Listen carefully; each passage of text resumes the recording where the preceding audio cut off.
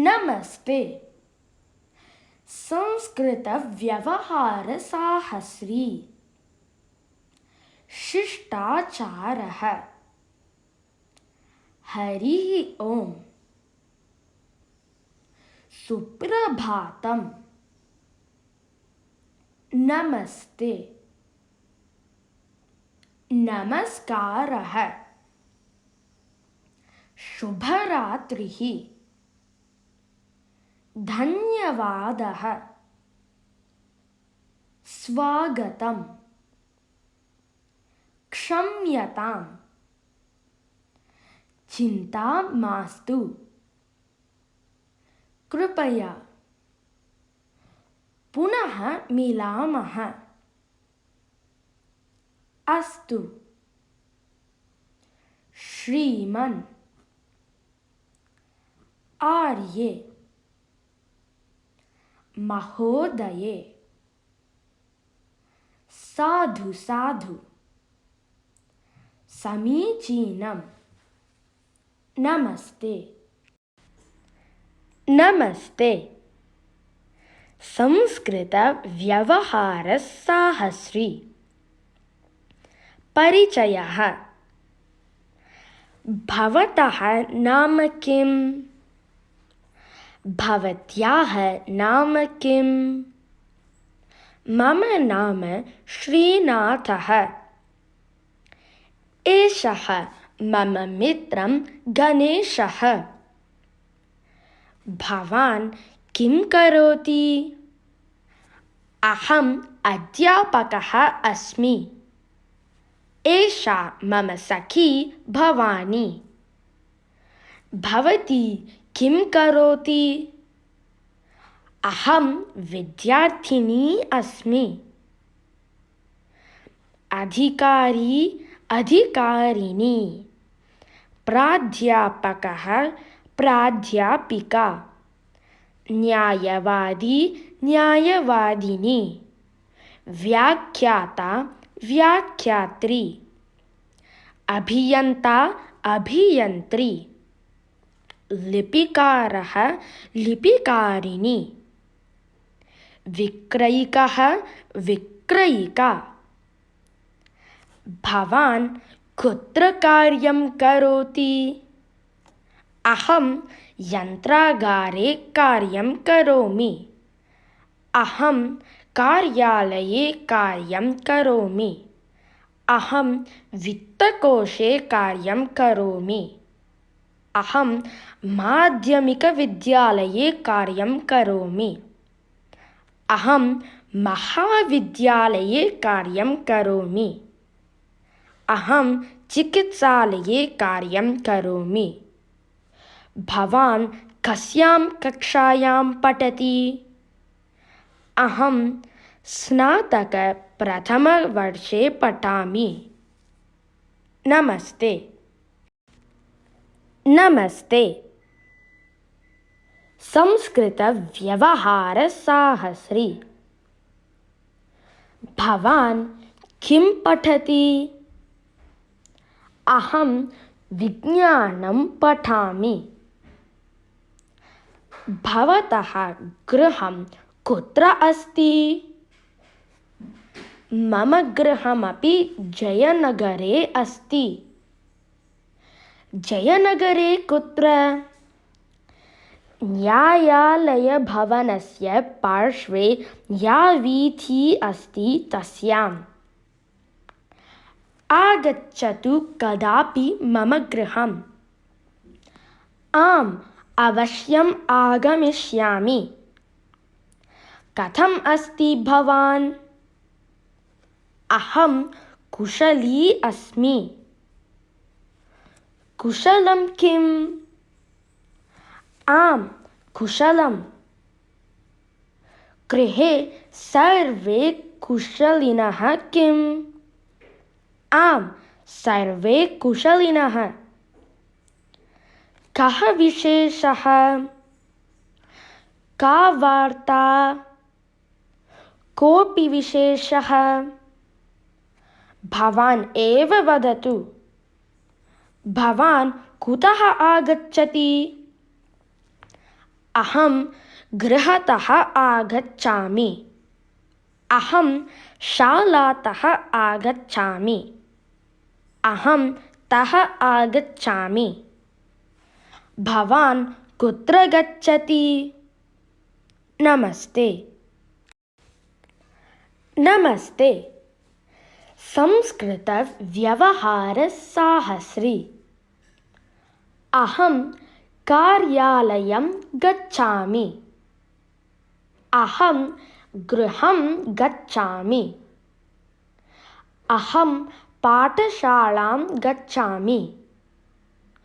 अहं विपणिं गच्छामि।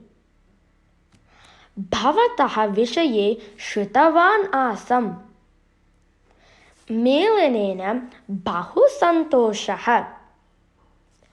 भवन्तं कुत्रापि दृष्टवान्? भवान् संस्कृतशिबिरम् आगतवान् किम्?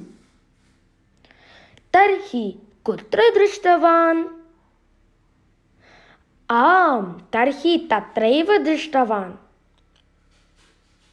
मित्रमेलनम्। हरिः ओम्। कथम् अस्ति भवान्? अहं सम्यक् अस्मि। एषु दिनेषु भवतः दर्शनमेव नास्ति। एषु दिनेषु बहु कार्यव्यस्तः अस्मि। कुत्र आसीत् भवती एतावन्ति दिनानि? ह्यः एव भवतीं स्मृतवान्। नमस्ते। नमस्ते। संस्कृतव्यवहारसाहस्री। अहं शिमलानगरं गतवती आसम्। वयं सर्वे मिलित्वा एव तत्र गच्छामः। परश्वः किम्? कस्मिन् समये? 3 किम्? 3 मम अन्यत् कार्यम् अस्ति। तर्हि 4 गच्छामः। अस्तु। किमर्थं विलम्बः? प्रस्थानसमये मम यानस्य चक्रं भ्रष्टम् अभवत्। वयं बहुकालं प्रतीक्षितवन्तः। क्षम्यतां, मम कार्यमेव न समाप्तम्। तद्दिने भवान् किमर्थं न आगतवान्? तद्विषये पूर्णतया विस्मृतवान् एव। अन्ये सर्वे आगतवन्तः आसन् किम्? आम्, वृन्दां विहाय अन्ये सर्वे आगतवन्तः। मम अपि बहु इच्छा आसीत्, किन्तु न शक्तवान्। नमस्ते। नमस्ते। संस्कृतव्यवहारसाहस्री।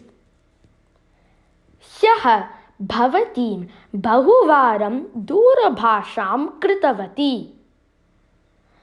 वयं सर्वे मम मातुलगृहं गतवन्तः। अद्य अत्र कथम् आगमनम्?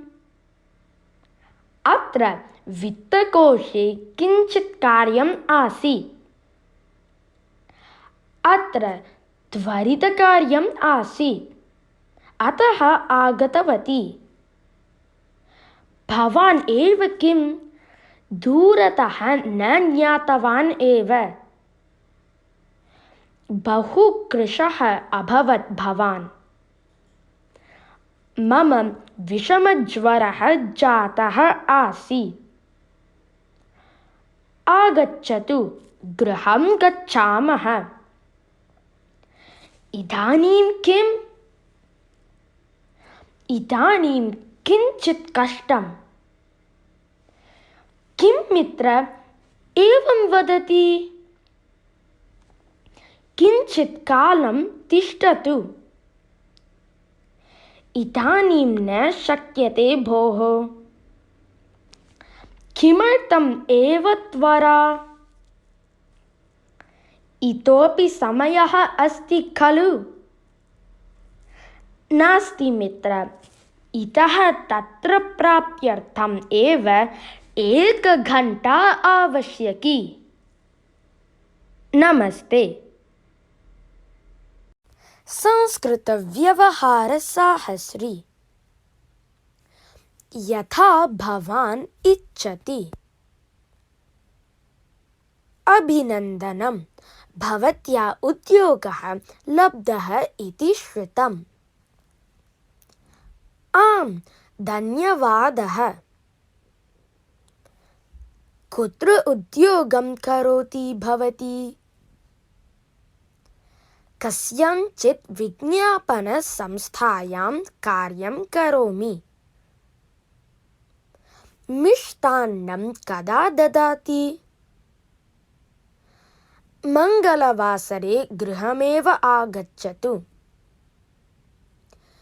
इदानीं मया त्वरणीयम्।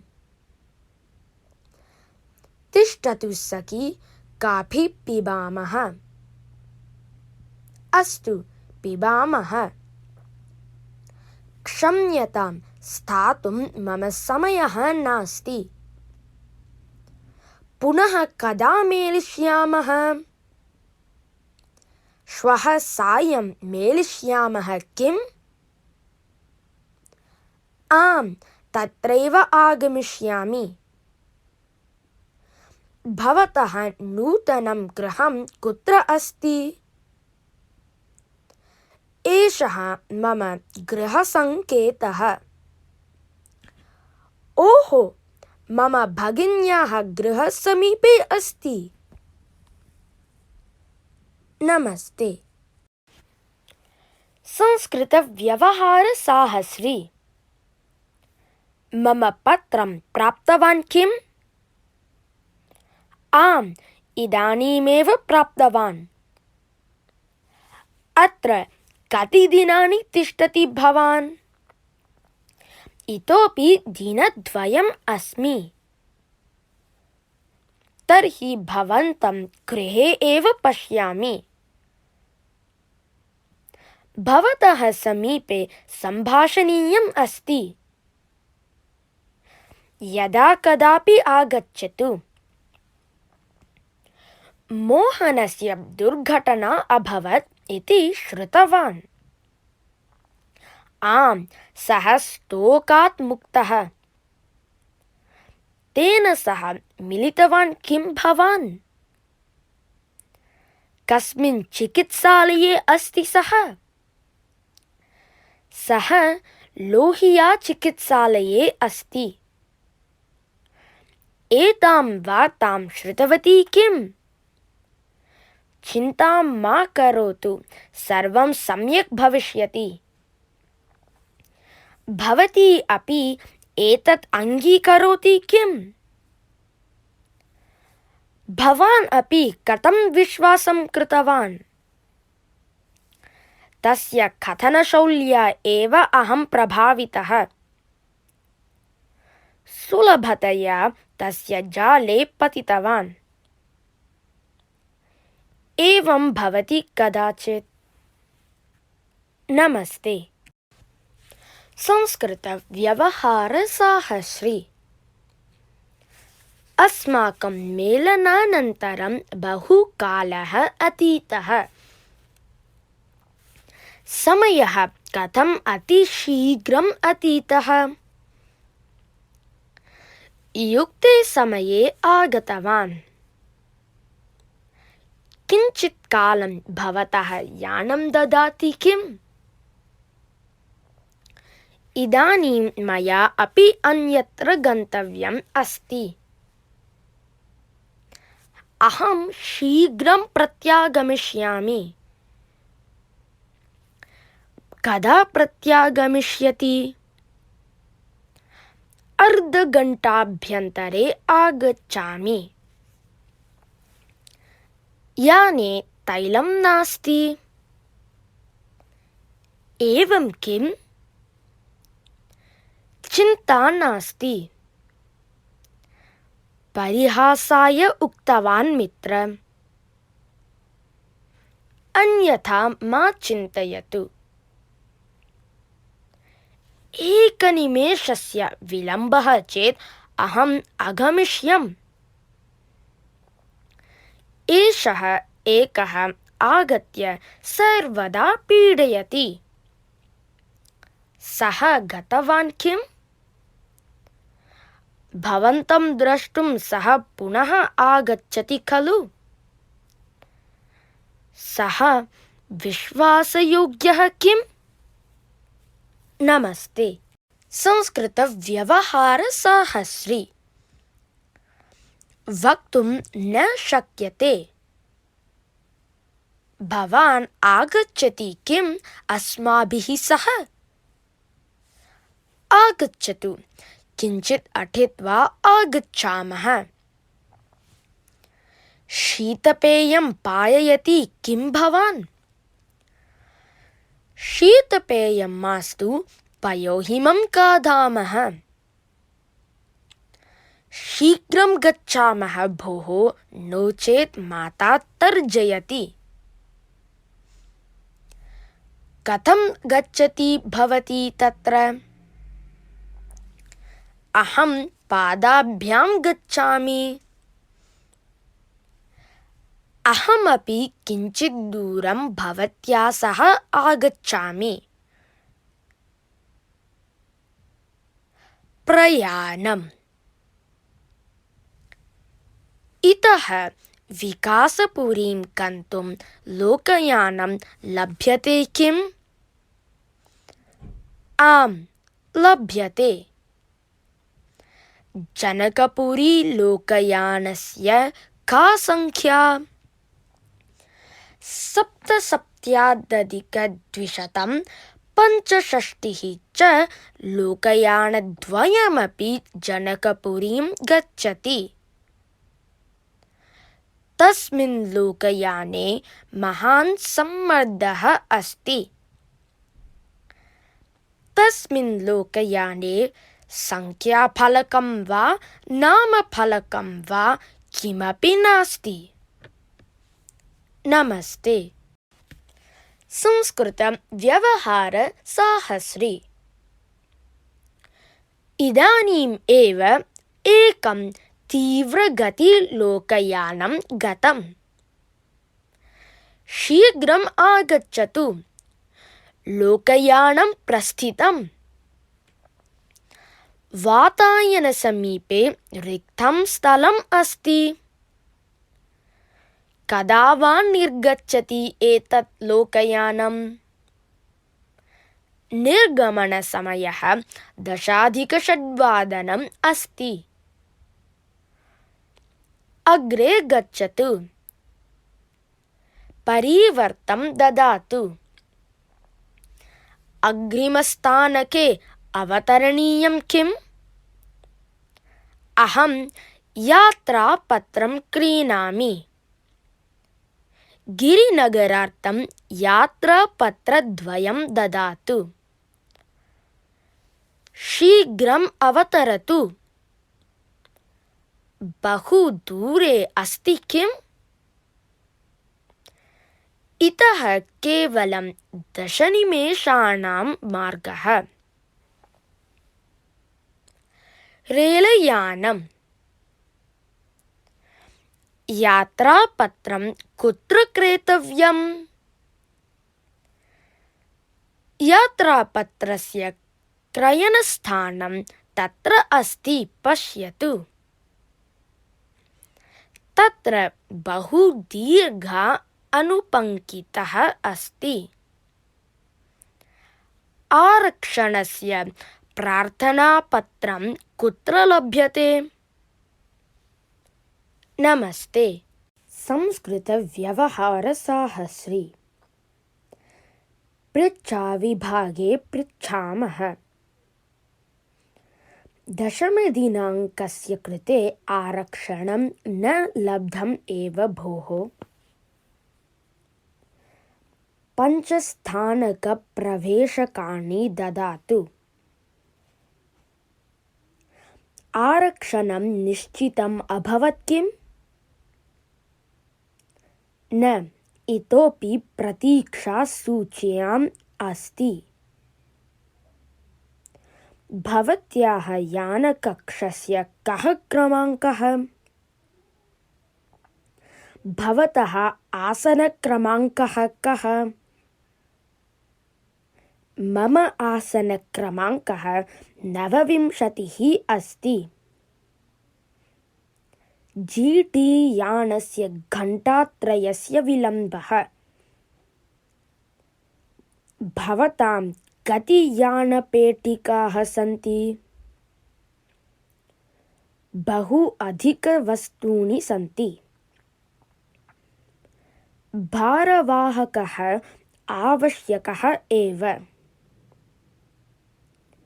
धनविषये जागरूकः भवतु। सर्वं स्वीकृतवान् किल? भवान् शीघ्रं न गच्छति चेत् यानं न लभ्यते। यात्रापत्रस्य किं मूल्यम्? यात्रापत्रनिरीक्षकं निवेदयामः। नमस्ते।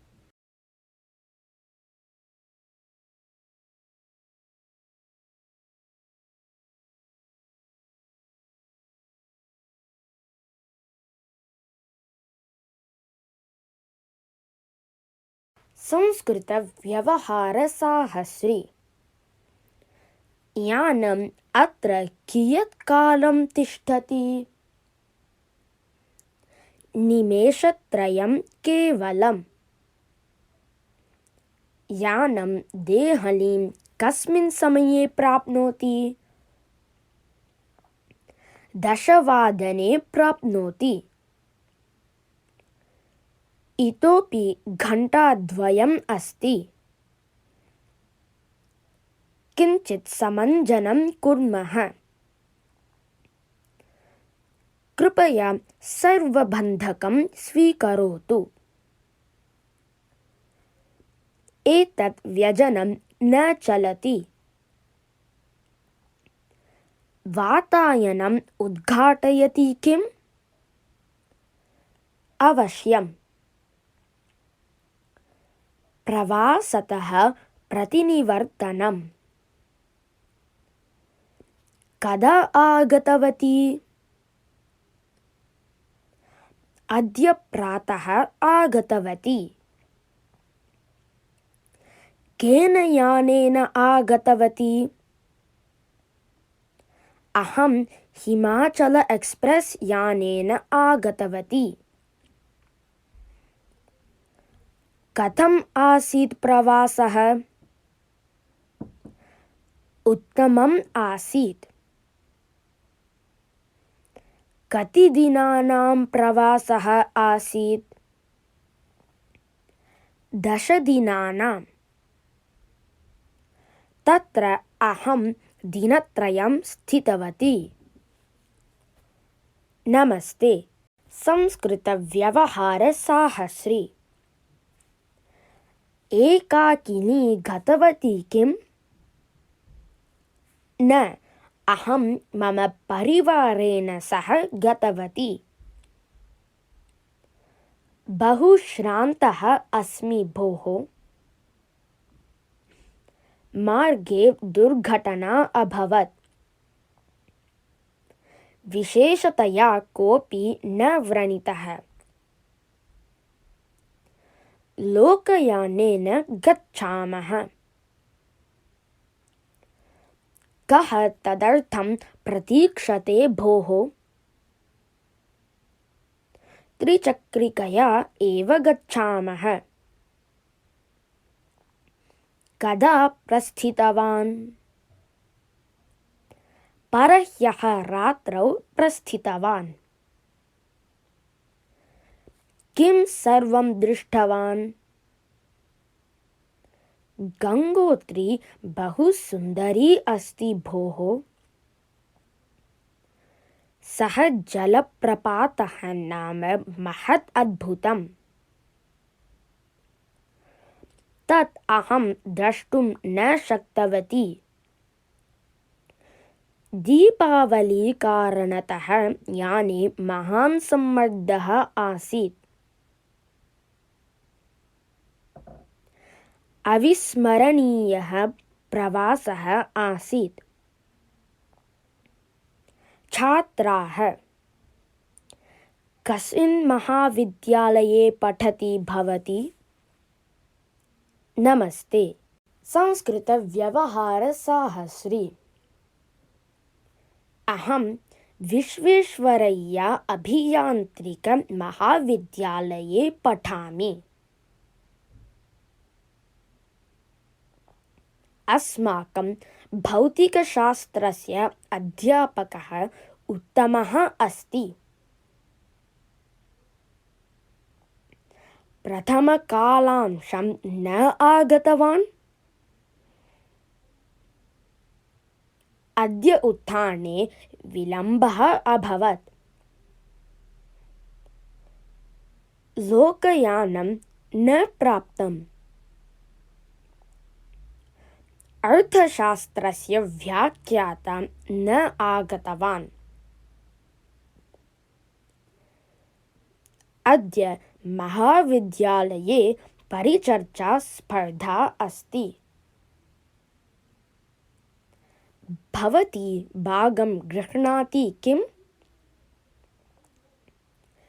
न, मम सखी भागं गृह्णाति।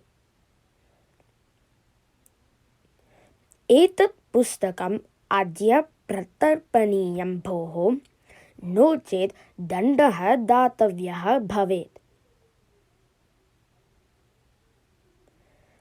अद्य चलच्चित्रं द्रष्टुं गच्छामः किम्?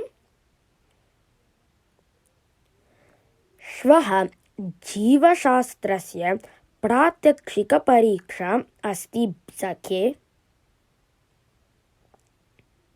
भवत्याः टिप्पणीं ददाति किम्? ह्यः एव गिरीशः स्वीकृतवान्। अद्य गृहे एव त्यक्त्वा आगतवती।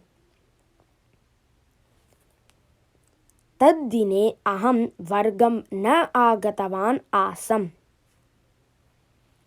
नमस्ते, संस्कृतव्यवहारसाहस्री। एकनिमिषार्थं लेखनीं ददातु मित्र। प्रतिदातुं मा विस्मरतु। आगच्छतु भोः, क्रीडामः। जोशीमहोदयस्य कक्ष्या अस्ति किम् अद्य? पदवी 93तमे वर्षे समापिता किम्? सम्यक् न स्मरामि भोः। एतां दीर्घकथां पठितवान् किम्? बहु पूर्वमेव पठितवान्। अद्य कक्ष्याः न भविष्यन्ति। प्राचार्यः बहु कठोरः अस्ति भोः। परीक्षा लेखनीया चेत् 70% उपस्थितिः अनिवार्या एव। वार्षिकोत्सवे वयम् एकं संस्कृतनाटकं कुर्मः। श्वः छात्रासङ्घस्य निर्वाचनं भविष्यति। एतस्मिन् वर्षे पाठनशुल्कं वर्धितम् अस्ति। परीक्षारम्भः कदा इति ज्ञातं किम्? आम्, वेलापत्रिका ह्यः एव आगता। नमस्ते। संस्कृतव्यवहारसाहस्री। प्रश्नपत्रयोः मध्ये अवकाशः अस्ति किम्? केवलं दिनद्वयस्य अस्ति। परीक्षा अग्रे नीता। सज्जता कथम् अस्ति? पठितं किमपि न स्मरामि भोः। तृतीयपत्रस्य पाठ्यांशः एव न समाप्तः। प्रवेशपत्रं परश्वः लप्स्यते। परीक्षासमयः कः? प्रातः 8तः 10 किं परीक्षाकेन्द्रं प्राप्तवती भवती? केन्द्रं मम गृहस्य समीपे अस्ति। प्रश्नपत्रं कथम् आसीत्? अतीव सुलभम् आसीत्। बहु क्लिष्टम् आसीत्। सामान्यम् आसीत्। समयः अपर्याप्तः अभवत्। प्रश्नेषु विकल्पः एव न आसीत्। नमस्ते। संस्कृतव्यवहारसाहस्री। अहं प्रश्नद्वयस्य उत्तरं लेखितुं न शक्तवती। प्रात्यक्षिकपरीक्षा समाप्ता। प्रात्यक्षिकपरीक्षायाः परीक्षकः उत्तमः आसीत्। मौखिकपरीक्षा कथम् अभवत्?